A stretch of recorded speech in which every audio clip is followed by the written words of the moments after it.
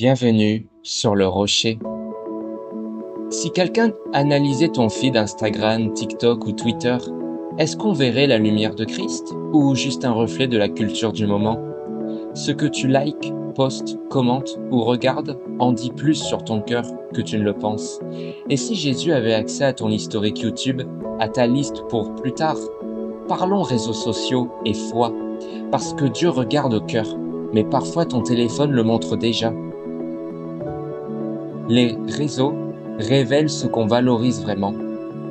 Car là où est ton trésor, là aussi sera ton cœur. Matthieu chapitre 6 au verset 21. Ton feed, c'est comme un miroir. Il reflète ce que tu poursuis, ce que tu admires, ce qui occupe tes pensées. Tes abonnements, ton fil d'actualité, ton temps d'écran quotidien, ce ne sont pas juste des choix innocents. Ce sont des indices profonds sur ce que ton cœur aime. Est-ce la gloire de Dieu ou la validation des hommes? Et si tu faisais un nettoyage de cœur en regardant ton propre fil d'actualité? Ce serait révélateur. Garde ton cœur plus que toute autre chose, car de lui viennent les sources de la vie. Proverbe chapitre 4 verset 23.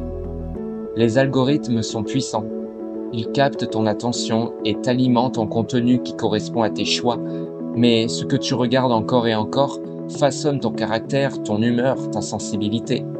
Si tu nourris ton âme de moquerie, de superficialité ou de haine, ne sois pas surpris si tu perds ta paix. Le contenu que tu consommes influence aussi tes pensées sur le couple, le succès, la sexualité, l'identité. Dieu t'invite à choisir la vie, même en ligne.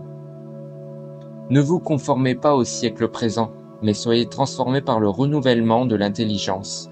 Romains chapitre 12 au verset 2. Les réseaux sociaux veulent te conformer, te pousser à suivre, imiter, copier. Mais l'Esprit de Dieu te pousse à être différent. Es-tu lumière dans ton contenu? Ou est-ce que tu laisses ton feed t'éteindre petit à petit?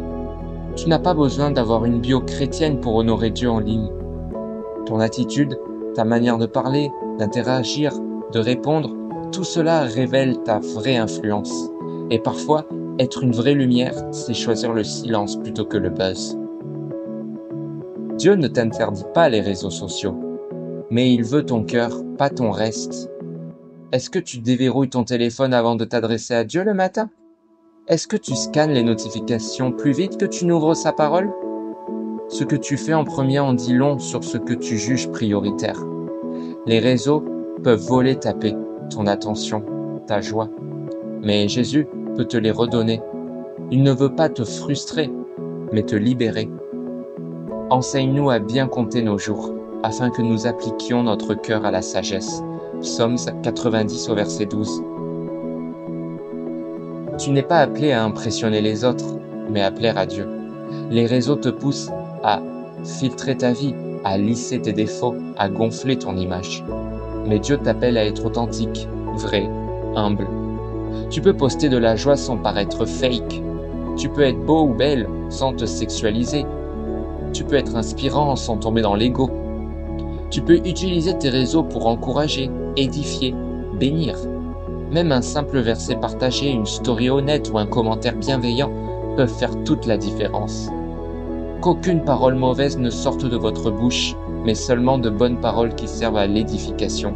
Éphésiens chapitre 4 verset 29. Ton feed n'est pas neutre. Il peut être un miroir de vanité ou un reflet du royaume. Un piège pour ton cœur ou un outil puissant entre les mains de Dieu. Alors pose-toi la question, si Jésus scrollait à ta place, qu'aimerait-il voir? Sois sage, sois intentionnel, sois lumière, même en ligne. Dieu regarde, même quand tu scrolles. Si ce message t'a parlé, n'hésite surtout pas à t'abonner pour plus d'enseignements bibliques. À demain.